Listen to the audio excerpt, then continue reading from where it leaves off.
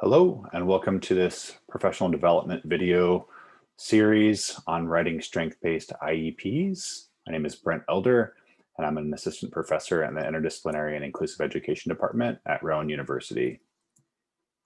In this initial video, we'll talk about a brief introduction to what strength-based IEP writing is. We'll talk about New Jersey statistics that underline the urgency for inclusive education, why social justice is a necessary perspective to take on with inclusive education, and I'll introduce an overview of strength-based approaches to writing IEPs. So who am I? I was a special ed teacher, inclusive special ed teacher in California for many years, where we systematically desegregated our school and ultimately our district. I have a PhD in special education and disability studies from Syracuse University. I'm currently an assistant professor of inclusive ed at Rowan University, where I focus on creating inclusive schools and creating inclusive structures and supports in schools and countries with extremely limited resources. So I want to begin by sharing this report, which you'll be provided the link to. This report is by the National Council on Disability in 2018, and it discusses the segregation of students with disabilities in the US. So take a minute and just think about where you think New Jersey ranks with inclusive education practices in the country. So in the top 10, top 11 to 20, top 21 to 30, top 31 to 40, or in the bottom part. So what do you think? We're in the bottom part of the rankings for inclusive education practices. And here, New Jersey is the third most segregated of the US states and territories when it comes to including students with disabilities for at least 80% of the time.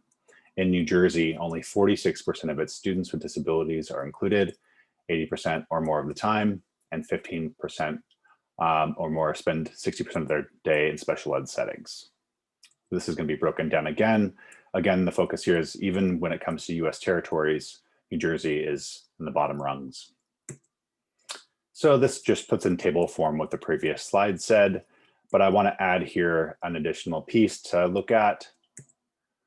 New Jersey puts 7.19% of students with disabilities in segregated facilities. We're only above Washington, D.C. in that practice.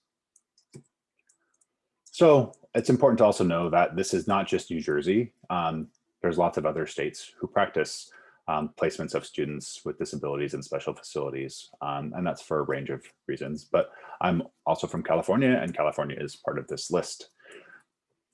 So this just underscores the urgency of why we need to improve inclusive education practices in New Jersey. So when I'm doing professional development with teachers, I always, try to put in some visuals and just kind of think in different ways about when we say schools that do inclusion.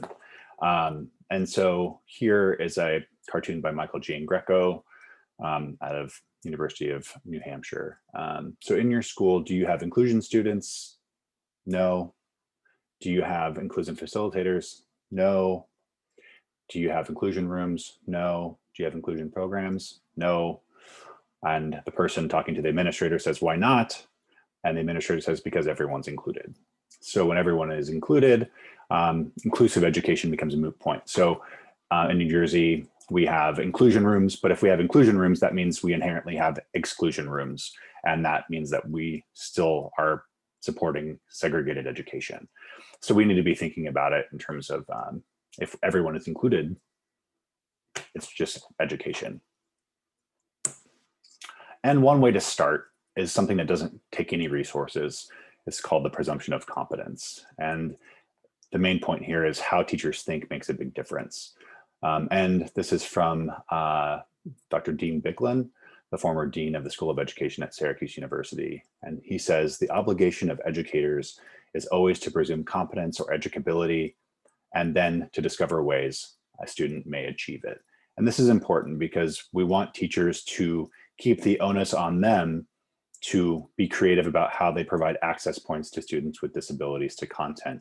It is not the student with disabilities' responsibility to change the way that they learn to accommodate the teacher's teaching style. So the onus is on us as educators.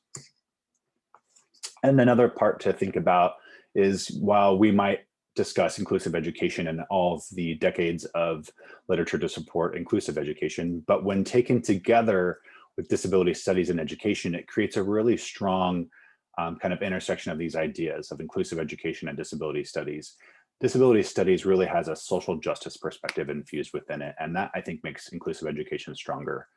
Disability studies and education privileges the interests, agendas of people with disability labels. And I say disability labels because these labels are applied to people. They're subjective. DSE promotes social justice and equitable and inclusive educational opportunities and full meaningful access to all aspects of society for people with disability labels. And it presumes competence of people with disability labels and rejects deficit models of disability. And I'll have a list of references at the end of this, should you want more information about disability studies and education. There's also a legal foundation for inclusive education. I won't go into all of these laws, but they are Public Law 94142, IDEA, and the subsequent reauthorizations, which include free and appropriate education, the least restrictive environment, and most recently, a Supreme Court decision, Andrew versus the Douglas County School District, that means that students with disabilities achieving the bare minimum of education is no longer sufficient. So what does all this mean? That special education should not be viewed as a place, but rather a service that follows the student. So it's not a set of four walls. Students with disabilities should be going to their neighborhood schools. Students do not all have to be doing the same thing to get the same benefit. And supplemental supports, aids, and services should be provided. And it shifts that conversation from can we do this to how can we do this? And when we talk about social justice, we talk about things like fairness, dignity, equity, looking at all types of diversity, including race, culture, family, economic, class, sexuality, spirituality, etc. And I purposely have in here language like abolishing segregation and civil rights, because this is a civil rights issue in the United States, and it's a human rights issue around the world, where we're looking at removing harmful double standards, the we, they binaries. And again, there's a citation in the back of this presentation for you to reference. And this is a resource which you'll also have available to you, where we really talk about inclusive education and social justice. This is a one-page article that is wonderful for a faculty meeting. It's written in very accessible language by Unok Marks. And again, you'll have the citation in the back of this presentation, and you'll have this as an additional resource. And in subsequent sessions of this video series, we'll talk about actual strategies and tools that you can use in terms of things like actually applying strength-based language in your IEPs, implementing person-centered plans for students with disabilities, writing present levels of academic performance and benchmarked IEP goals, setting up action plan meetings, so you're proactively communicating with families and IEP teams, collecting data in IEP matrices, and we'll also provide in-class checklists and strategies. And should you want to take a deeper dive into all of this information, even though there'll be subsequent sessions of this, you can check out this article that me and a few colleagues wrote that unpacks all of this information. And you can read it as a whole, or it can be read in smaller sections.